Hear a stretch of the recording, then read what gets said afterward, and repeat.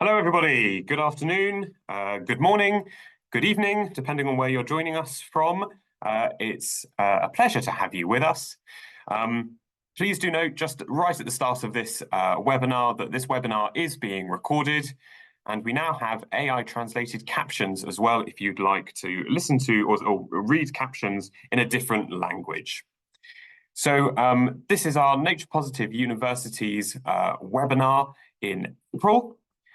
For a little bit of context, Nature Positive University started in 2021 as a collaboration between researchers at the University of Oxford and UNEP to try and form a sort of race to zero style movement, but for the higher education sector's biodiversity impact, supported by the UN Decade on Ecosystem Restoration.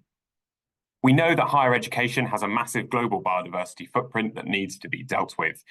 But universities have a unique power and influence in their communities and beyond, so can play a key role in tackling climate change and the biodiversity crisis. We have a 4-step pledge that commits our members to calculate their biodiversity baseline impacts, set measurable targets, undertake specific actions using our refrain, reduce, restore, and renew framework, and then finally publicly report their progress. We also have a student ambassadors program to encourage students to get involved by helping us seize the urgency and push their institutions to be more ambitious. And getting involved practically with biodiversity surveys, creating new habitats, and sharing their experiences with a global network of students on campuses across the world. Today's webinar is our 4th in the series, and it's all about dealing with the biodiversity impacts that we can't see. They're the ones in our supply chains. So our hosts for today, my name's Henry Grubb. I'm a PhD student at Imperial College London and ZSL London Zoo. And our other hosts are, of course, Emily, the coordinator of Nature Positive Universities. Hello, Emily. Hi, it's great to see you all here. And just a quick note to say, if anybody's interested in making a Nature Positive pledge or just getting involved in our network in another way, please do get in touch with me. And also, if you are taking any action about tackling nature in your supply chains through your procurement, we'd love to hear what you're up to so we can share it with our network. Thank you. Thanks, Emily. And our Nature Positive University's project assistant is Holly. Hello, Holly. Hi, everyone. Thank you so much for joining us today. As Henry said, I'm Holly, and I'm the project assistant for Nature Positive Universities. Thank you. Holly and Emily. Fantastic. If you are part of a university that's already a pledged webinar, then we really hope that this, already a pledged member, sorry, then we hope that this webinar provides inspiration for how to move your nature positive journey forward. But as Emily says, we're always looking for more universities to pledge and sign up, so do take a look at our website. Our agenda for today, we've got 2 fantastic speakers on this topic. First of all, we've got Sami El Geneidy, who is a doctoral researcher and the biodiversity footprint team lead at the University of Jyväskylä in Finland. And then after Sami, we have Stéphanie Leclerc, who is the program manager for sustainable procurement at McGill University in Montreal in Canada. To those, once we have our talks, please feel free to put questions in the chat as we go along, and then I will put any questions that you've got to our speakers at the end of their talks. Well, without any further delay, I think we're ready for our first talk. So, Sami, would you like to start sharing your screen? Sure, thanks a lot. Just a second.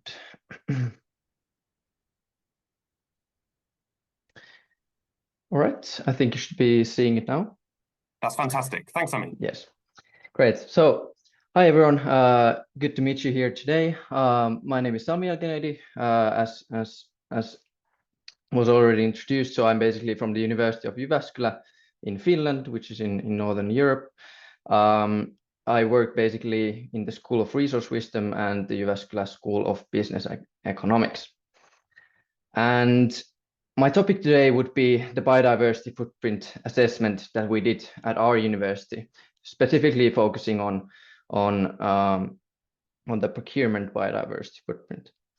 And what I'd sort of like to a little bit reflect on with you is also that, are we on the way to nature positive, and how this sort of work that we started with the biodiversity footprint assessment of our procurement, how has it influenced this sort of university level strategy work, and I don't know, how have we advanced during these years that we started this work.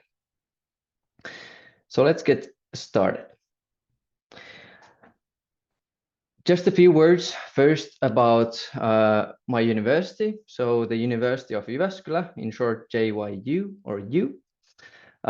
This is our campus area, you can see right here. This is basically, Jyväskylä is a medium-sized city in Finland. Here in the figure you can see that we basically have take quite a big chunk of the city itself in a way. So we have 3 campus areas in the city. The university has around more than 14,000 students. We have almost 3,000 staff members, 6 faculties ranging from Faculty of Science and Mathematics to sports faculty, business faculty, Faculty of Humanities. So there's many different kind of faculties within the university. So it's quite an interdisciplinary university as well. And finally, if it might help you in sort of grasping the size of the organization that we have, our turnover is around 200 million euros. So that's basically our university in a nutshell. I'd say we're sort of a pretty average university on a global scale. We're not that big. We're not super small either, but we're not that big. And even in Finland, we're not among the sort of largest universities in the country. But what have we been sort of able to do then with our sort of biodiversity work? Let's go through that. So I'd like to share with you a brief history of what we've been doing here in terms of our sustainability, and maybe more specifically in terms of our biodiversity work. This all started basically in with this sort of project called Sustainability for JYU. And why we sort of decided to start this sort of project here at the university is that in 2019, the university set a target to achieve carbon neutrality by 2030. But to be quite honest and quite frank here, I think we set a target and we didn't really know what to do with it. So we were just kind of looking to be sort of ambitious and wanted to set some sort of target and act, which is really good.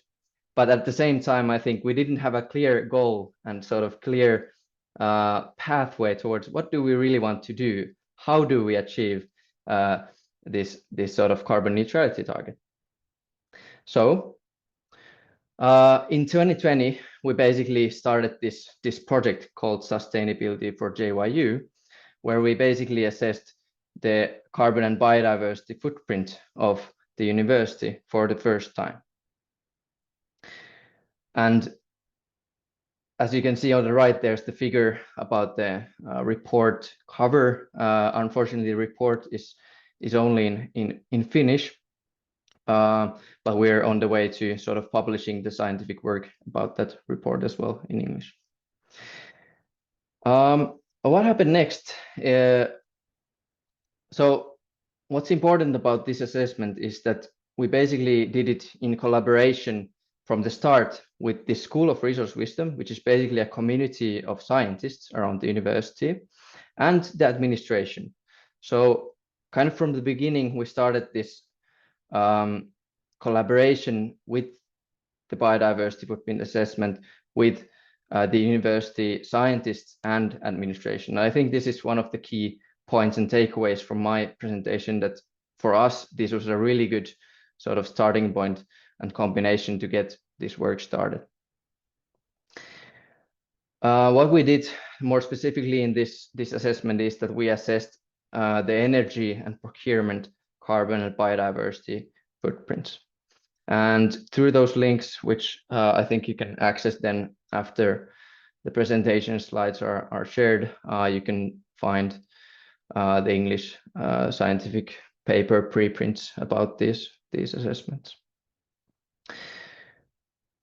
Okay, so this is basically the history of how we started this work and how we sort of got up to this point that we started being interested about assessing our impacts.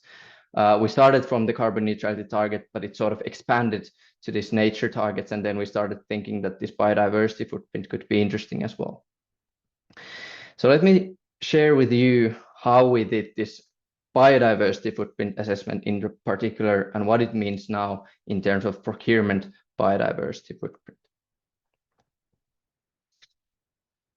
So we start with a key concept, which might be familiar to some of you. We discuss about the direct drivers of biodiversity loss. So we have actually 5 drivers of biodiversity loss that have been outlined by the International Panel on Biodiversity and Ecosystem Services, so IPBES. These drivers of biodiversity loss are basically land and sea use and their change. Then we have direct exploitation of natural resources, climate change, pollution, and invasive alien species. So these are basically the 5 key things that now cause biodiversity loss. These drivers of biodiversity loss then have impacts on different ecosystem types. So they have impacts on terrestrial ecosystems, freshwater ecosystems, and marine ecosystems, right? Okay, so this is kind of the key sort of piece in this biodiversity footprint assessment that we made. We need to understand what are the drivers of biodiversity loss. So then moving on to the biodiversity footprint assessment itself and what it's sort of composed. First of all, we looked at the type and amount of consumption. So what are we consuming and how much? It could be euros of product or service, kilograms of food, or megawatt hours of energy. In this case, when we're talking about procurement biodiversity footprint, we basically utilized the financial accounts of the university to assess what kind of things we consume and how much. But also other types of accounts could be used here as well. You could, for example, use your energy procurement information or anything like that. So the second step now, and we come back to the drivers of biodiversity loss, is that we had to assess how much does a specific type of consumption cause the drivers of biodiversity loss. So for example, if we buy IT supplies with 10,000 euros, how much land use would that cause? Or how much climate change would that cause? Or how much pollution that would cause? And here I would not go very sort of specific into the methodologies, but if you're interested, you can of course ask or look at the reports that I provided here. But just to say very shortly that we basically utilize different sort of life cycle assessment, input-output databases or scientific literature to assess these drivers of biodiversity loss. So the third step basically here would be that we assess the location of the drivers of biodiversity loss. So we need to understand sort of where the environmental impact takes place, right? One might think that sort of it would be sort of logical to look at our procurement information and see, you know, where different things are produced. But quite often, as I've worked with quite many organizations myself, I have to say it's very difficult to get that sort of information. And even though you would know where certain types of products come from, it might be even more difficult to know where the different components of those different products come from. So here we again actually use this sort of global trade modeling to assess where the different supply chains originate from. So where the drivers of biodiversity loss are located in. And then finally, we sort of converted this drivers of biodiversity loss in the specific locations into the biodiversity loss caused by that driver. So what is the response, for example, that land use in different locations cause to nature? And we utilized scientific databases in this assessment. So the indicator here is basically global potentially disappeared fraction of species, what we call also PDF. So let me just briefly share with you some thoughts about this indicator and what it means and why we think this could be useful. So this global potential disappeared fraction of species, it basically indicates the fraction of the species of the world that are in risk of going extinct globally. So why we think this sort of indicator is interesting and sort of maybe applicable to this sort of global context and global supply chains is that this indicator sort of sees life on the planet as one complex entity, a complex entity, but as sort of one entity. So if we, for example, we can compare biodiversity impact happening in Brazil to biodiversity impact happening in Finland, because we're looking at how they contribute to global extinction potentials.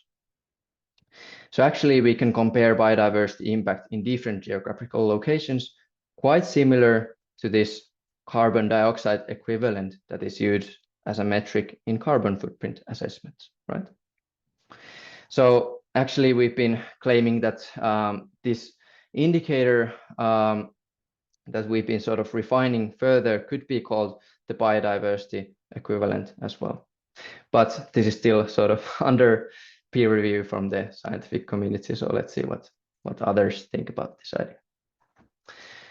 All right, so moving on to show some example results. So this is the University of Jyväskylä biodiversity footprint spread across 2019 to 2022.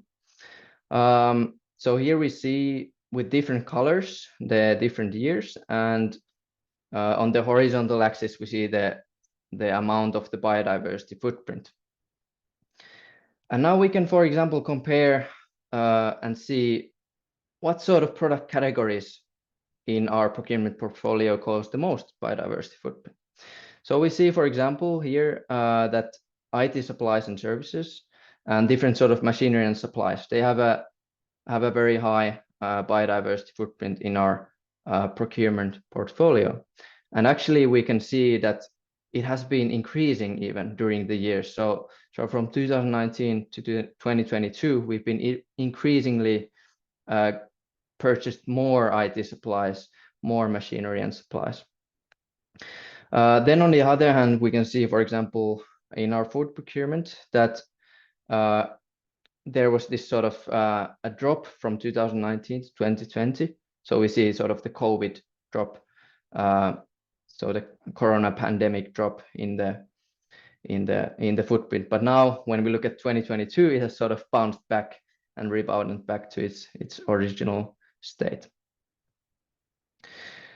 And so on. So we can sort of see a little bit what sort of procurement categories might be useful for us to actually focus on, and maybe what procurement categories are sort of small and perhaps we don't need to give so much focus on different or to other procurement categories. Here's also a sort of trying to illustrate the total development of the biodiversity footprint. So we see here that actually looking from 2019 level, our procurement biodiversity footprint has been on the rise. So we're not sort of on the way to mitigating the total footprint of our procurement. Okay, just another example here. So we also assessed the geographical origin of the biodiversity footprint.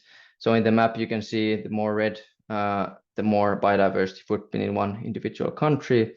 So we saw some hotspots, for example, a lot of the footprint going into Finland, to Russia. Maybe the data is a little bit outdated here, but also to Indonesia, Brazil, Australia.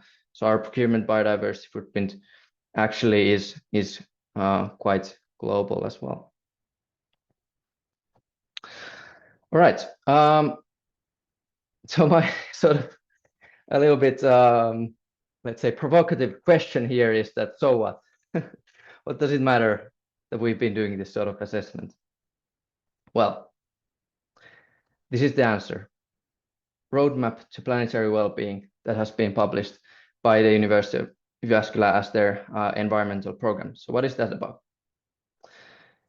So we've been doing this Roadmap to Planetary Wellbeing, which was basically a collaborative effort between researchers and the administration led by the JYU that led basically to this JYU Roadmap to Planetary Wellbeing. And this was orchestrated by the JYU Sustainability and Responsibility Specialist, Ulla Helimo, who had a really key role in sort of making this happen. And what this roadmap tells us, it puts a vision that we should have a carbon neutral, nature positive university by 2030, and an objective of 60% reduction in absolute carbon and biodiversity footprints from the level of 2019. And furthermore, this sort of strategy has 8 goals with detailed action plans related to different sort of categories. And my point here is that before doing this assessment, we didn't really have any sort of, detailed action plans how to get to this carbon neutrality or nature positive. And I think the assessment that we started it was sort of ambitious, but it already gave us some sort of concrete tools to sort of support this sort of strategy level work.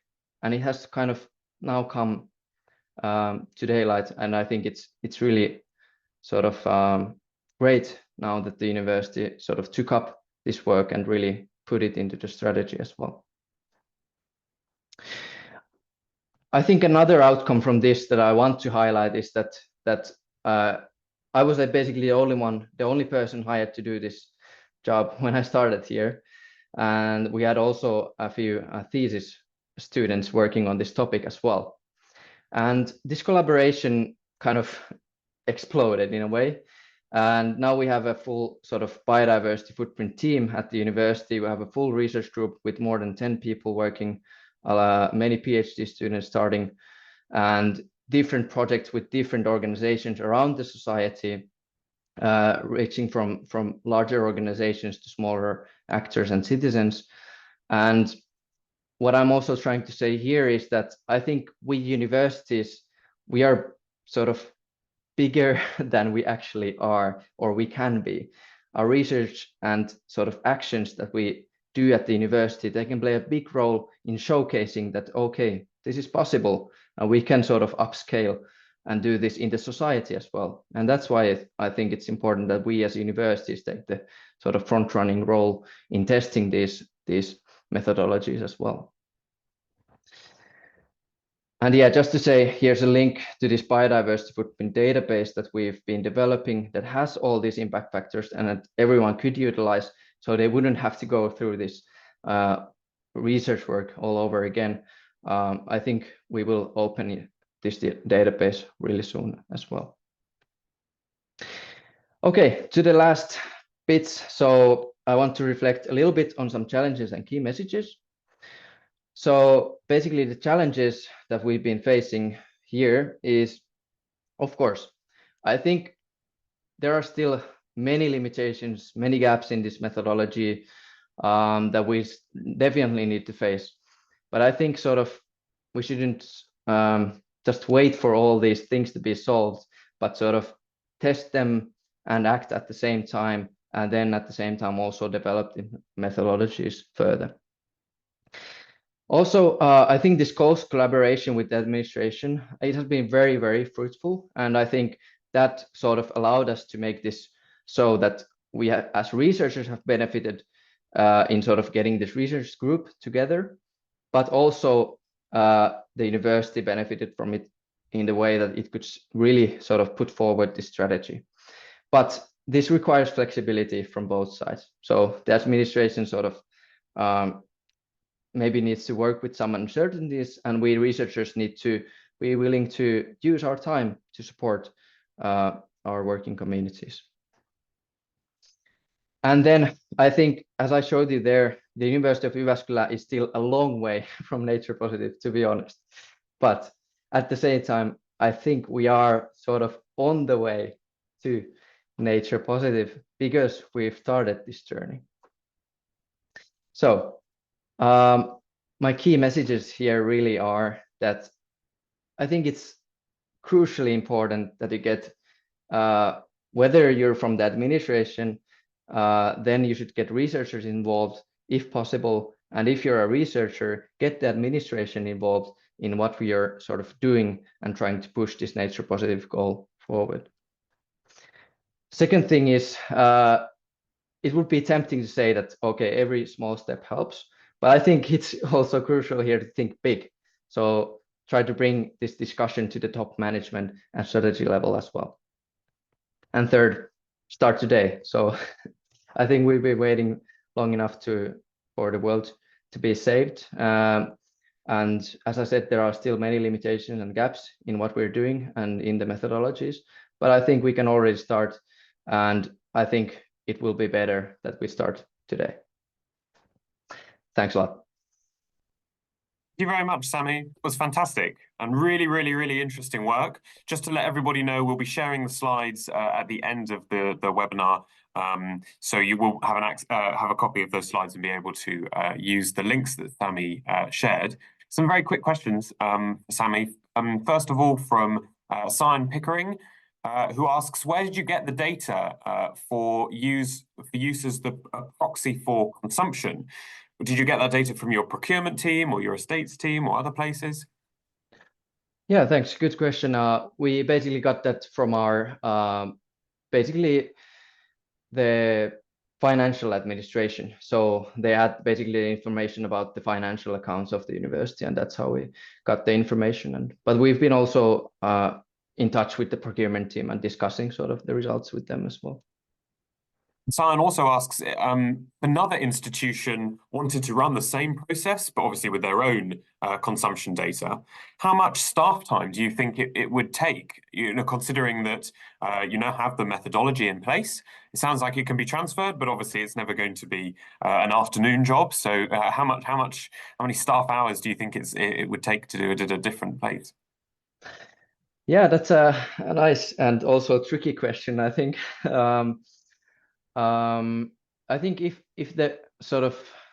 you have some sort of factors, for example, readily available, and you can sort of commit not only the sort of sustainability specialists working on this, but also the other parts of the university. So, for example, the financial administration and so on. It doesn't have to be very strenuous or very sort of hard labor, but I would say that yes, it would require definitely some staff time. I think especially what comes difficult here is that sort of collecting all the data, if you have to collect it from different sources, I think that takes a lot of time.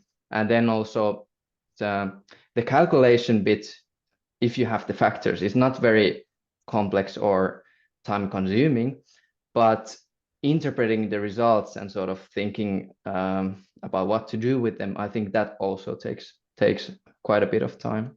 Mm-hmm. Molly Hawes then asks, how much energy are you going to put into improving the baseline year data and then ongoing data? Do you feel that the data is currently good enough to allow for you to plan for a sort of 5-year, 10-year roadmap, or is more data going to be crucial for moving forward with meaningful action? Yeah, thanks. We're sort of constantly developing the methodology. So I would say that we are all the time trying to get better and better data. I think the data that we have now, it's certainly good enough for this sort of high level assessment and sort of making this strategy moves here. But I would say that we definitely do need also better data about the procurement in the future. But what we've been sort of planning and what we're doing at the moment all the time is that when something changes, we sort of backtrack and calculate the previous years all the time again, so that we can sort of keep this comparison between different years, even though the methodologies or something in them would change. Fantastic. Thank you, Sami. There are other questions for you in the chat. I was wondering if you might be able to take the opportunity to use the reply function and answer some of those as we move on to the next talk, because we do need to get moving on. But thank you so much, Sami, for your talk. Our second speaker is Stéphanie Leclerc from McGill, who is going to take us onto the next stage somewhat of this journey. How can we engage with our suppliers? So Stéphanie, when you are ready, please take it away. Wonderful. Thank you so much. Thanks for the invitation. And Sami, great presentation. I love that people are actually engaging with all of this complexity and trying to document everything and show us where the main hotspots are. That's invaluable. Wonderful. So yeah, I'll talk about McGill University and our supplier code of conduct, and I'll start my timer because I can wander off and we want to avoid that. There you go. So quick outline, I'll present McGill University. I'll explain how suppliers code of conduct can be part of a good sustainable procurement toolkit or a good sustainable procurement strategy. Then I'll cover the recent history of our supplier code of conduct and also explain how it works and how we use our supplier code of conduct. So about McGill University, we're quite bigger. We're from bigger than your university, Sami, 40,000 students. We're in Montreal, Canada. We were established in 1821. And we have roughly 10,000 employees, and our spending is about $500 million Canadian dollars each year on goods, different goods, services, and construction works. And our supplier base is roughly 12,000 suppliers from around the world. And yeah, so just massive supply chain. And we have joined, we took the NPU pledge in 2022, and that was, I believe, during COP15, when well, COP15 was held in Montreal, in our city, and I believe 11 higher education institutions in Quebec signed on to NPU at that time. So I believe 9 universities and 2 colleges. So a supplier code of conduct as part of a sustainable procurement toolkit, I think is very important, very useful.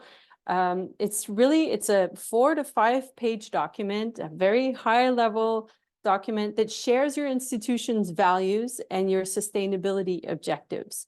It really communicates out to the world and to the market what is your institution and your community's values and commitments and vision for, I guess, for the world, and the world we want to leave to our children as well. So our supplier code of conduct, and this is common to other supplier codes of conduct, our document spells out the minimal expectations that we have from our suppliers on matters such as transparent and ethical business practices, human rights and rights at work, environment and climate issues, including biodiversity, and animal welfare. So these are typical topics or themes that you would see in supplier codes of conduct, whether that's from public bodies, institutions, or even corporate businesses. So the history of our supplier code of conduct, the first one we developed in 2015. It was adopted in 2016, and we worked on it in collaboration with faculty members, staff members, and students. We even tested it and got feedback from suppliers. We sent it to, I believe, about 15 different suppliers, but from very, very different areas: food, lab supply companies, IT companies, and distributors, to get their feedback on the code.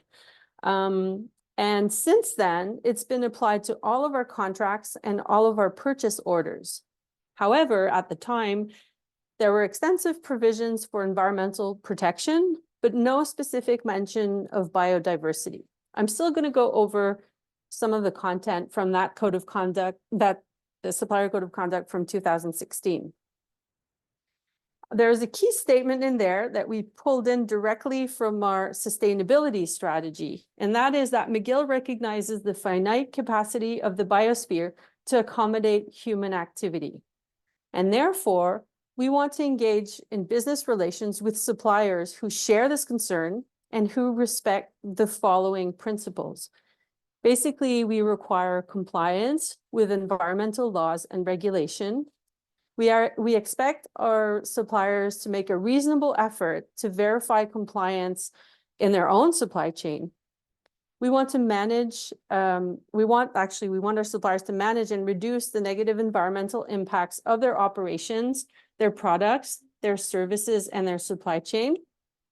We expect our suppliers to apply the precautionary principle, and we expect them also to use life cycle thinking and respect the waste hierarchy in relation to water, resources, and energy. Now, all of that was again transferred into their current supplier code of conduct. The current supplier code of conduct was revised in 2020. So the code was almost 5 years old, and we decided we wanted to review it. We found, for example, that biodiversity was missing, like explicit mention of biodiversity and other topics. So we actually invited all of Quebec's universities to join in our effort to improve the code and to review it with us. So we were joined by a small group of other large universities that worked with us, and we did extensive benchmarking, looking at other supplier codes of conduct from other institutions around the world, from other corporations and public bodies.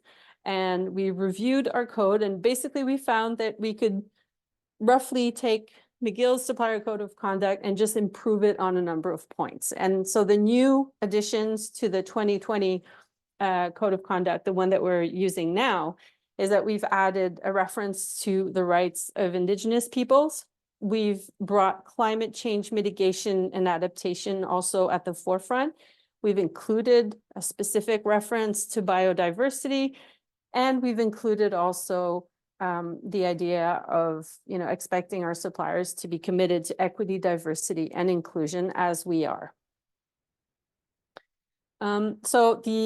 For us, since that revision, what's fantastic is that there's a number of institutions in Quebec that are using this code now.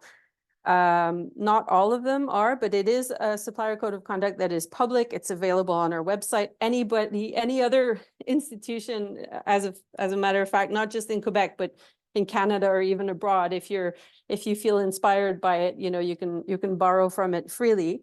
And at the moment, we have 4 big institutions in Quebec that are using it regularly. So McGill University, l'Université de Montréal, Sherbrooke University, and Laval University. And there's advantages to that, just thinking from a supplier's perspective, potential compliance fatigue, if they run into the same requests and the same principles and same exigencies, I think it can be reassuring for them. And also because we all share very similar supply chains. I think it's, if we have the same requirements, convey the same message, the same values, I think there's meaning and I guess some level of power that goes into that. So here's the exact excerpt out of the code that refers to biodiversity, and I'll read it here. So Quebec universities using this code of conduct expect their suppliers to quantify, manage, and reduce their negative impacts on biodiversity throughout their supply chain. To the extent possible, suppliers should undertake regenerative activities that aim to restore or improve ecosystems and biodiversity where those may be affected by their operations, products, or services. So that is currently in the Common Code. So how does it work? Different universities use different approaches. I believe some institutions actually print out the supplier code of conduct and have a new supplier actually sign off on it, and that is a very valid option. At McGill, what we've done is that we've embedded the code of conduct in the representations and warranties section of our terms and conditions. So, you know, we have this statement that says that the supplier represents and warrants as true as of the date hereof and will be true at all time during the term that, and then there's a list of things that they promise they're going to do, such as say have, you know, 3 or 5 people on the project at a given time, or ensure that they will repair things within 24 hours, or, you know, like there's a list of conditions they need to meet. And one of those is that they have to abide by the supplier code of conduct. So this is the statement that is embedded. It has, it's basically the supplier has read and understood the McGill supplier code of conduct and commits to conduct itself accordingly at all times during the term. And as they are reading through the terms and conditions, that statement there with the McGill University supplier code of conduct, there's a hyperlink so they can actually click on it. So the jurists or the legal team on the supplier side can actually click and go and read. And I mean, over the years, we've had zero pushback, no issues. I think one supplier once asked questions about the code at the time of signing the contract, but that's it. So we've never run into issues. Sami did a great job at mentioning the 5 drivers of biodiversity loss. And so in terms of how suppliers can contribute to biodiversity loss and contribute to those 5 drivers, I don't think my list is exhaustive here, but some of the key issues is that it's how suppliers source their materials and the energy and water. It can be their operations and the type of pollution that they generate. It can have to do, I mean, there can be risks related to the location of activities, right? So a given supplier may apply best practices in their operations, but if they are in an area where the environment is particularly sensitive, then that can be problematic. There's also the life cycle of the goods and the services and the construction works that are provided. Of course, it's hard, you know, if we have to be careful in procurement of different trade-offs, right? If we want to go with different products that have a lesser carbon footprint, well, that doesn't mean that at their end of life they don't pose certain risks for wildlife or for biodiversity. So we have to look at those issues as well. And then there's ad hoc projects. So suppliers sometimes will have construction projects, expansion projects, or infrastructure projects, and those can be problematic as well. So how do we find out about issues and risks? For the moment, admittedly, we've been a bit more reactive. So we've been finding out about issues in the news. But in the future, we hope to be much more proactive. And when I say the future, it's actually now. We're starting to do these things now. So we want to incentivize suppliers' disclosures and reporting on biodiversity. And that is something that we can encourage through the public bidding process by awarding more points in quality assessments or providing a preferential margin for suppliers that do better in terms of reporting their biodiversity impacts. We can have, or we're working actually on a due diligence process and a due diligence questionnaire for human rights and environment. I hope, I mean, we're working with different universities across Canada, and we're hoping to develop a due diligence questionnaire that would most likely have at least 1 or 2 questions pertaining to biodiversity. And then collaboration with NGOs. There's a lot of great non-governmental organizations out there that do monitoring of, you know, different ecosystems and different species, and they can provide information as to what industries are more problematic in certain contexts in certain areas, and what products come from where and how they're made, and with what impacts on biodiversity, and whether or not those companies are part of our supply chain or not. So I'm looking forward to working with more NGOs, I guess, in that matter. Okay, so far, we've had, since we have biodiversity in our code of conduct that is mentioned in there, we've had 2 non-conformances or 2 issues.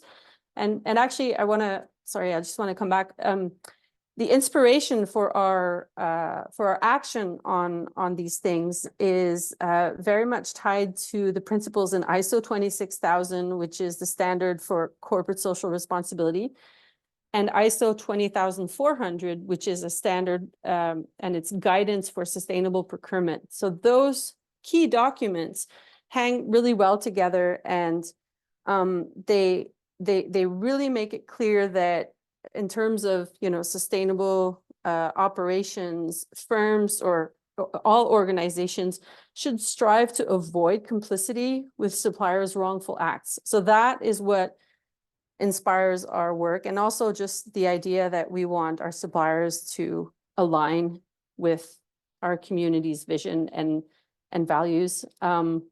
So yeah, so since 2020, we've had 2 cases where we found suppliers that had, in both cases, there were projects that posed a threat to biodiversity. And so our approach is very much constructive, raising awareness, hand-holding, capacity building, friendly but powerful nudging.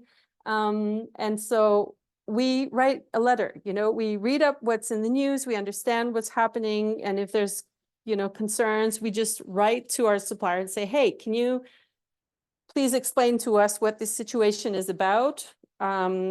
We have concerns about this. Can we discuss? And that usually leads to meetings, and we talk and we explain, you know, we reiterate our interest in our suppliers applying the precautionary principle. We suggest looking at alternative pathways. We follow up, there's encouragement. So it's very much, again, like constructive capacity building kind of approach. And I can't get into the details of these cases because they're still ongoing. No, it's not, these things aren't settled yet, but I can already say that we've had success in raising awareness and influencing some outcomes in some ways. So, and we've had feedback from people in some of the suppliers teams. They've come back to us saying, you know what, we did our stakeholder mapping for this project, and we never thought that our clients would care about this project. And they were surprised about that. The other thing that leads us to take action and communicate is that we think that our suppliers are not monolithic blocks.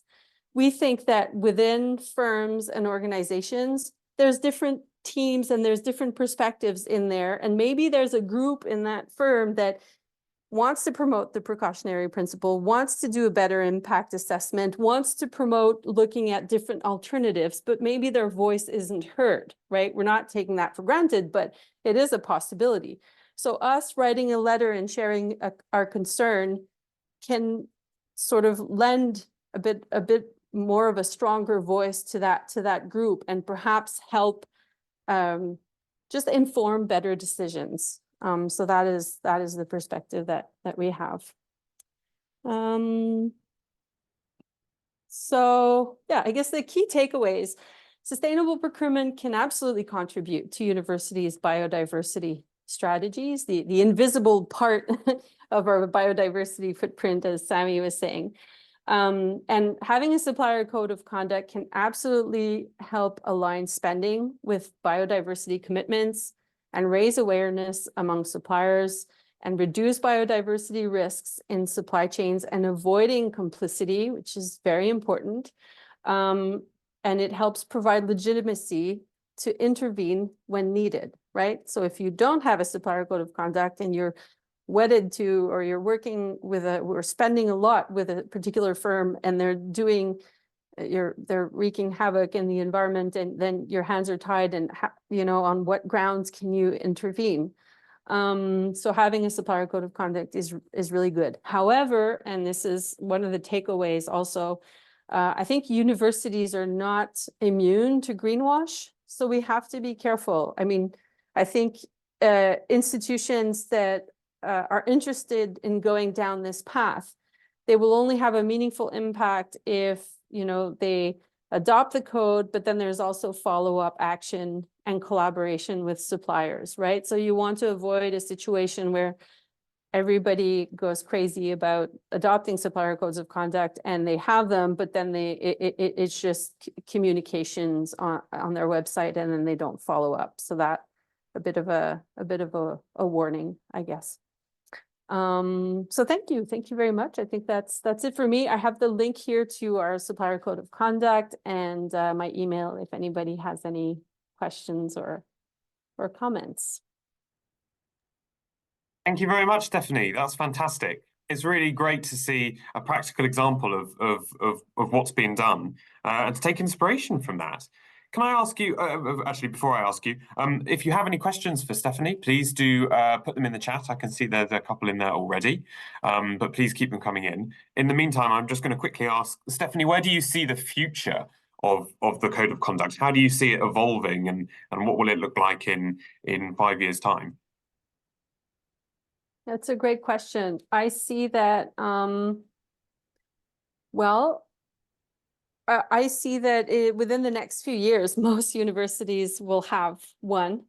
And one of the reasons why is that there is biodiversity in there, but there's also like human rights and, you know, labor rights at work issues that are, or key principles that are established in the Code of Conduct. And the federal government now has just adopted a law on forced labor and supply chains. And our institutions, many of our institutions are supposed to report on that. And basically we have to also say, you know, do you have a supplier code of conduct? Are you communicating your expectations on these issues? Now, admittedly, that's for forced labor, but I think, you know, for institutions to sit down, think hard and start hammering out a supplier code of conduct, I mean, they're not going to do that just for forced labor. So most likely they will also incorporate environmental and biodiversity issues in there. So I think it's just going to be much more usual and mainstream, I would say, is where this is heading for sure. We've got a question from Hilma Hoffman, who asks, how do you act with suppliers that are not, or maybe even cannot, fully be transparent about their supply chain or their product chain, you know, materials for, you know, your electric car fleet, for example, textiles and things like that? That's a great question. And this is something that I'm hoping the more universities get involved, the better. My personal take on this is that I'm also, I get involved in standards development as well through the National Science Foundation, NSF, in the US. So this is like a next level in sustainable procurement, actually getting, you know, sitting around the table where standards are being developed and pushing for greater transparency, I think is a great option. But asking questions, trying to find information. There are NGOs out there also that do report on aspects of supply chains that you know that aren't so information isn't so easy to find, but you can find it through those NGOs.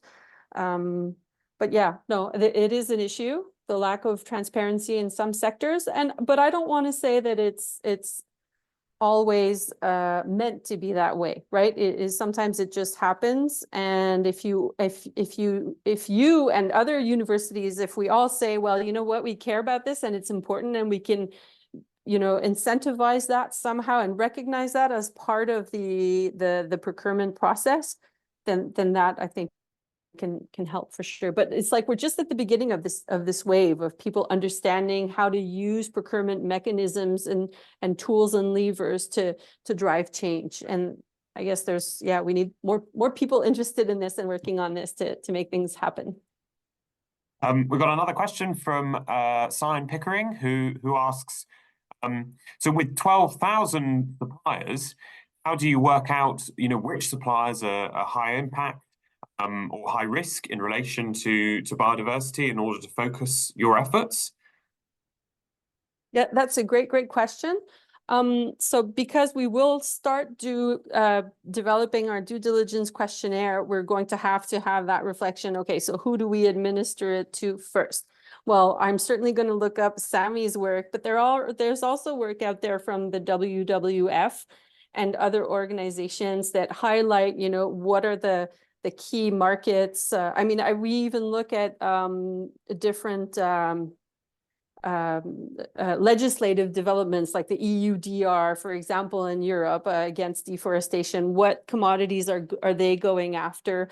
But like even reports like the World Resources WRI, World Resources Index or World Resources Institute. Yeah, right. So 90% of biodiversity impacts, I think, are tied to extraction. So when Sami shows this chart and you see electronics up there as having a high impact on biodiversity, you know that it's because of the extraction and the mining and the metals. And it's just in the news. Like I see so much information all the time about deforestation in some countries because of extraction of nickel for electric vehicles, for example. So a mix of what's happening what are NGOs saying, what is the research and the science say, and what do we get from the news, and sort of a mix of that, and we'll come up with the hotspots and the areas where we're going to start asking the most questions. And there's hope. I think you see with the CDP, for example, there's big corporations now that are starting to report on deforestation in their supply chains. So we have to encourage these practices of actively disclosing and taking action. So that is something, in procurement, in sustainable procurement, you want to send the signal, and you want to send the rewards to those that are going the extra mile and making the effort. Stéphanie, thank you so much for your talk, and thank you to everybody for your questions, and of course, thank you again to Sami for his talk earlier on. We've come pretty much to the end of the hour, so that's basically it for this webinar, which I think we'll all agree has been a fascinating insight to an area that is always sort of last on the list, in the sense that it's much easier to deal with the biodiversity on our campuses, our flowers and our trees and all the rest of that, but it is also where some of our biggest impacts lie. So it's especially important that we tackle those areas. Please, can I invite everyone to share their feedback for this webinar? There is a link on the screen. If you plug that one into your browser, then you'll be able to share some feedback. Then our 5th webinar is taking place on the last Tuesday of May. We're also in this same time slot, 4 p.m. to 5 p.m. British summertime. That webinar is going to be all about food. We're going to be focusing on our food systems and the food that we serve at our university canteens, and what we can do to reduce the biodiversity impact of our food. I think that's all we have time for then today. So thank you very much to our speakers, to Sami and to Stéphanie. Thank you everybody who asked a question. Thank you to all the audience who listened to this webinar today. All of our webinars are available on YouTube, and of course we'll be sharing the slides from these webinars at a later date in a couple of days' time. Thank you very much, everybody, and I hope you have a lovely day. Bye-bye. Bye. Thanks. Thank you. Bye.